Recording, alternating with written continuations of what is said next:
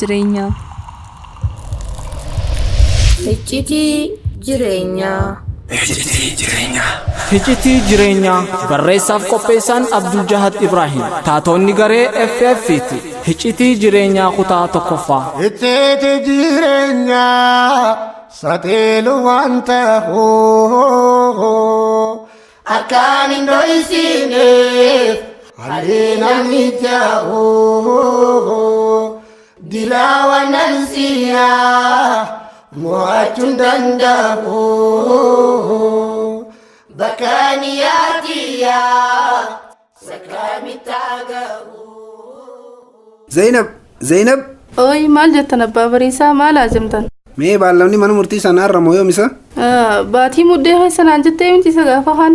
Iyyaadadhu mee waraqaa laale? Hayyee mee waraqaa laaleetiin sitti himaa. Dhiismee firraanuu yaadaddeetiin jira. Yoomi duba guyyaa meeqaati? Inshaallah torbaan irraatiin saa muddee 20 takka mokkana. Hayyee gaamee rabbiin si haa injifachiisu. Aamin rabbii akka hiyyana harkachiisu. Abbaa bariisaa bar waan takkaan si wajjin mari'achuu fedhe. Maal islaasiin? Bariisaa fi Huneyni. Maal ta'an waa'ee maalitti garuu? Waa'ee barnoota isaaniitu moo garuu rakkoo jira? Laa rakkoon hin jiru ummaan tiyya beeytaa na biratti haa baratan jechuun jirti. Hayi maaliif? Jechuun karaan kunis karaa makiinaati nageenya ijoolleetiif karaa makiinaa kanarraa achumaa wayya jetteeti. Dhaqee yaada bariisa. Sababni naa dhiyeessite nan qubsine mooraatii itti cufachuun hin danda'a. Jechuun barammaas kana qofaa miti ummaan tiyya dalagaa eegaluu qabdaa naan jette. Dalagaa maali? Anniin du'e osoo hin jiru ati bobbaata. Moo maallaqa waan nuti nyaannu dhume? Ijoolleen waan nyaatan hin qabanii? Dhaqee Zainab osoo lubbuun jiru magaalaa keessa bobbeeti ilmaan kana masruufa fide isiniin jira. Dirqamni ilmaan kiyya jiraachisuu mataa kiyya gubbaa. Amiin akkasii miti yoo laal. Sababa mana murtiitiif ati hedduu dalagaa irraa waan shaakalamteef tanumaaf ummaan tiyya dalaginaan jette malee dirqamni akkasirra jiru niin beeka. Laa Zainab ani waan akkana itti namanu laal. Ha dalaguu qabu ha ilmaan kiyya nyaachisuu qabu ana. Inshaallah dubbii mana murtii tanaas ummaan moodda. Ammoo ilmaan kiyya bakka bikka biraa guddatanis niin godhu. Laal abbaa bariisaa hamba biratti miti barka guddachuu deeman akkoo isaanii biratti. Zainab Haji Mansuuris ta'ee Abdi Makkiyaan nama gaarii akka ta'an niin beeka. Ammoo firummaa teenyaa fi reemummaa teenyallee tiisuudhaaf ijoollee yoo nama bira guddatte gaarii. Ani kanaan jaakkaatti jettu hin beeku garuu. Tole gaamee inshaallah har'a gaaniin dhufa waaniin isaaniin jeef dhaqeetumaan ijoolleen tunis isaan haasiyaaran achi booda waan isaan naan jaan sitti hima. Homaa rakkoon qabu fira isaanii haalaalanii antana akkoomiin qabu. Ammoo achi jiraachuun qaban itti himi tana jala murii. Taate abshir. Mee waraqaa yaadannoo sannaa kan mee saayiba xiyyaan naayame. Mana murtiitti ittiin falmu jirtu baanta? Saayiba xiyya ogeessa seeraa tokko naayame. Ahaa akkasi taate siif hin fidaayyee.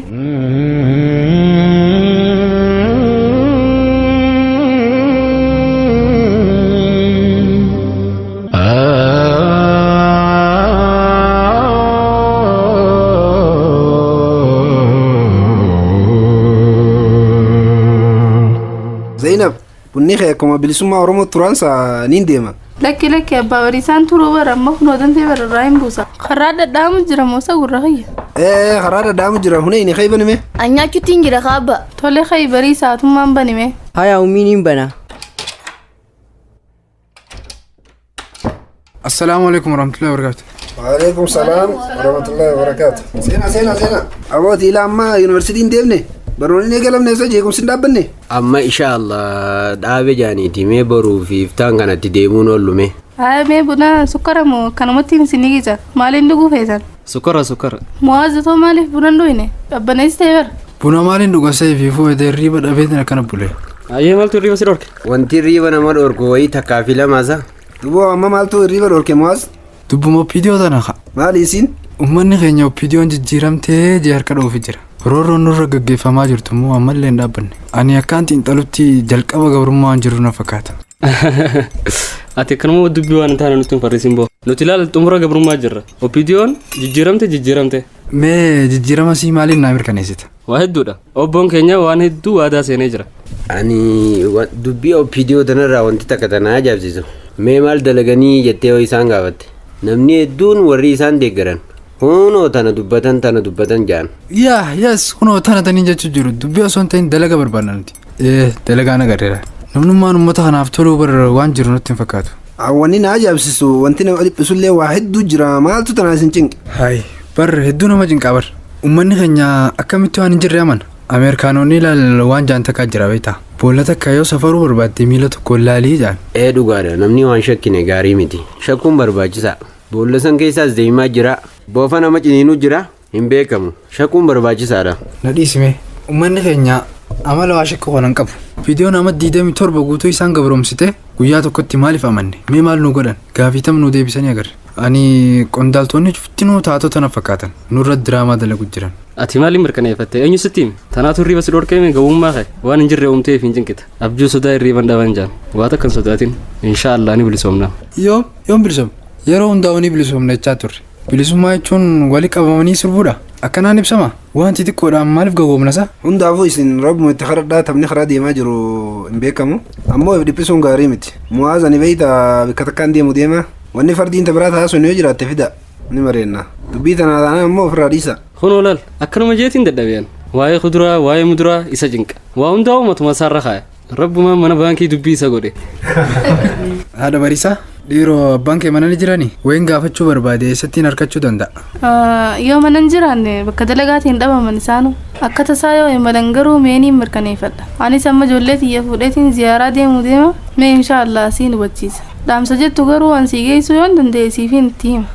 Jazaakillaa khairan.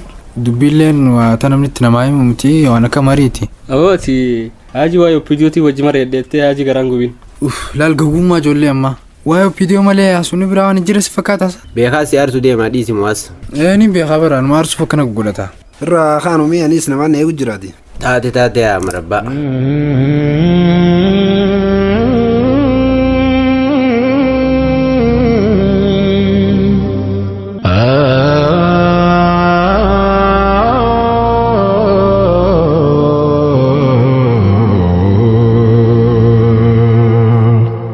Assalamualaikum warahmatullahi wabarakatuh. Fayyaa nagaya ammi. Waalaikum salaam warahmatullah. Nagaya fayyaadha. Maashaallah ijoolleen gurguddatan akkam.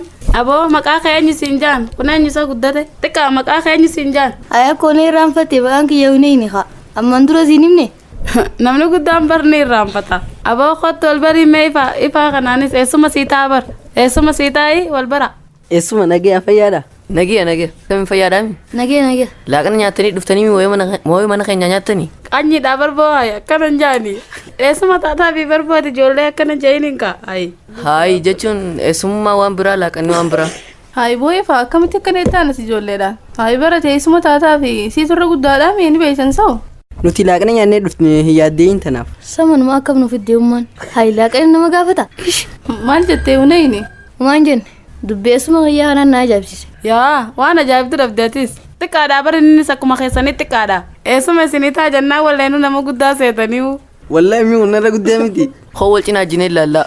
Gabbii haa dubboote achi gurra maal barbaata? Hin hiixatiin ammas. Awwan nurraa usati maal beektaa miti. Niin beekee waan hin beeku niin qaba. Addaan ta'a gaaboo nurraa gattataame. Aboo ifaamee atis ijoolleef jala qabe akkanatti loliniini. Yaa Zainab tiyya. Bara hojjettumaan naa barakachuu dhufe didee takka dhuftus nama qutti. Akkuma naa wayyamee naa barbaade kaa. Ganda keessan hin jirtu. Mee nama amana mulaaliitii naa fidi kaa. Tarkaan hin deemne tanaamusa qabdu naa laalime. Mii hojjettu ganda keenya waan dhageenye mee niin gaggaafadha gaame. Namni keenyaas bargaanii miidhanii garigariinis jiilee qabdiinsaa hedduu nama jalan deeman. Dhisi hattoota dayeetu ammaan tanaa hattuudha isiinu. Taan ficaa nama jalaa gurguratti taan zayita namaa kanniti. Taan timaantinfa namaa kanniti. Lakkii dhiisi ummii hundaa'u kanatti bakka takkaa maqaa balleessuun hin ta'u bara. Hai ana akka jiba bar kudhaniin harka ilaan gammaatti dheerinaa fi gabaabinaan gabbinaa fi qallinaa yoo wal caalan malee naamusa irratti akkuma hundinuu xiqqoo dullumaan miila na fuudhe malee ni hunfaduwan. Lakki hin dulloomne barummii ati ganaadha. Maaltu naafe akka koo taane? Hai ganaa aruuza bariisaa xiyyaafaadhaa sarkuutee isaa barii yoo rabbi fedhe. Ummii hanganaadhaa mi wayin fuudha. Laal kaagowwaa kana laal waan tabaaf jaan dhugaasaa. Haya bakka amma eessuma keessanii wajjin taphadhaati anaatu deebi'ee isin fuudha har'a asuma bultanaa. Ummiyaas bulla abbaan nu dhiisa. Hai maal isiniin jaabbaan keessan boo mana akkoo teessanii dhuftanii bar har'a bultanii taphattanii haatan. Yoo fetan asi galtaniiyu eenyu isin gaafata. Manni keessanis karaa irraa asirra isinii wayyaa'u. An as nuu wayyu ifa ofirraa hin dandeenyu. Aboo naamusa gattaa teessummaan kee kabaji. Haya gaamma dhaammannee walitti deebina inshaallah ifaa nageetti. Haya nageetti yoo nu iraarsan dhufteen duraa fuutee ijoollee ta'e. Sani tiiraar maali qabna soo? Usugaa tabaaf jeenni hunayni. Haa assalamu alaikum warahmatullahi khairii jiraadha.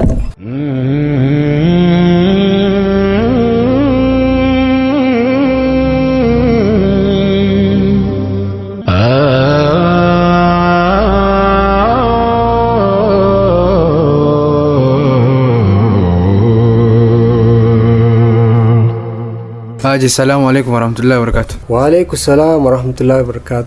akkami nagaa fayyaadha sheekh الحمد لله قالت ربيت مالي نتاجمتني واتكو واسيني وجي مريتشو بربان نتا تخا انت التي يا زينب واتكو رانا تتويتي مالي سلاح جان hayyeme asuma shikhibiya irraa mari'anna taatiga wanti wajji mari'achuu barbaanne magaalaa teenyatan keessa hifziin quraanaan jirtu hifzii quraanaa qofa namni affazee tokko hin jiru namni quraana qoma qabate nam takkaafi lamaa hun caalu bar dhugaa keetti Haji Mansuur maa fi sheekha faayote malee namni quraana qabu qabatee hin jiretteeti mee gama waan barbaadanitti haastee biyaati khamee jechuun dubbii moggaan deddeeminaati gaduma seenaati haasawaa jechuun wanni jechuu barbaanne ilaal hifziin quraanaatis magaalaa tana keessatti eegalamuu qaba egaa isin aalimaati mee akkamitti akka eegalluu fi kana wajjin dubbanne inniti maashaallah yaanni keessan bareedaadha egaa dubbii tana waa'ee qoftiin murteessuu danda'u miti meegaa sheekan biraa wajjinis mari'anneeti egaa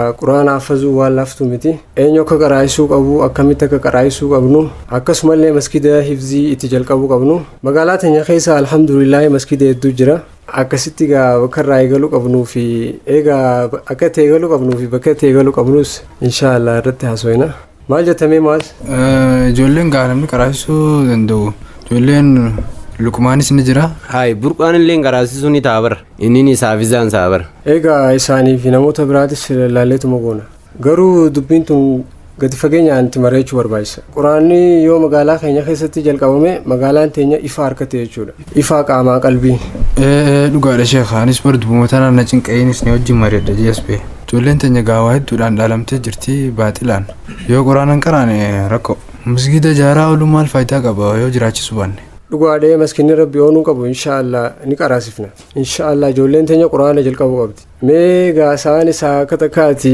sheekotti biraa wajjin isaa sooyineetti deebisaa isinii fidna taate gaa inshaallah Haji Mansuur hojii manaa teenya tanaas hin dagatina akkamittiin raanfadhatu waan raanfachuu taatu miti abshira rabbi nu milkeessu walitti dachaana inshaallah ayyee jazaakumullahu khairan sheekha ulfaadhaga maamiti abshira ayyee assalaamu alaikum warahmatullahi wabarakatuh wa alaikum salaam warahmatullahi wabarakatuh